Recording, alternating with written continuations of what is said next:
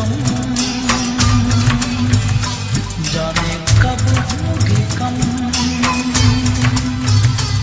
इस दुनिया के हम। जीने वालों पे सदा बेजुर्म खता होते जा रहे हैं सितम, जाने कब होंगे कम इस दुनिया के हम। जीने वालों पे सदा बेजुर्म खता होते जा रहे हैं सितम, जाने कब होंगे कम इस दुनिया के हम। जाने कब होंगे कम।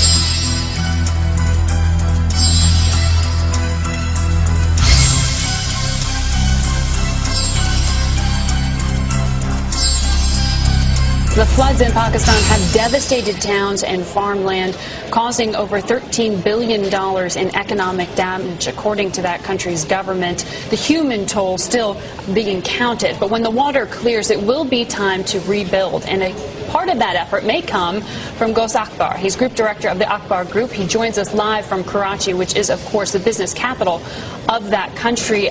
Good evening to you. I appreciate you joining us this morning for us. I know, Ghaus, right now you are building a grain terminal in Karachi. We've heard so much about the crop devastation in Pakistan. What are you seeing? Well, good morning, everyone, and good morning, Margaret. Thank you for having me on the show. What we're doing right now is building Pakistan's first automated grain and fertilizer terminal, which will allow us to export and import food items as well as fertilizer, and also store it. As you can imagine, what the floods have exposed is that Pakistan has an immediate need for extensive food storage facilities, both from a food security standpoint and also from a logistics standpoint. So we've seen, and I must also make a point that it's a moving target.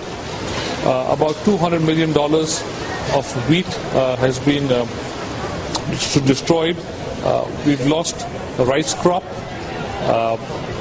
There's been a loss of farm animals. So we've had a lot of devastation here, and the floods, the damage is still going on. But what it has exposed is also that there's tremendous opportunity in Pakistan to develop the logistics and the storage chain and the transport chain in the country.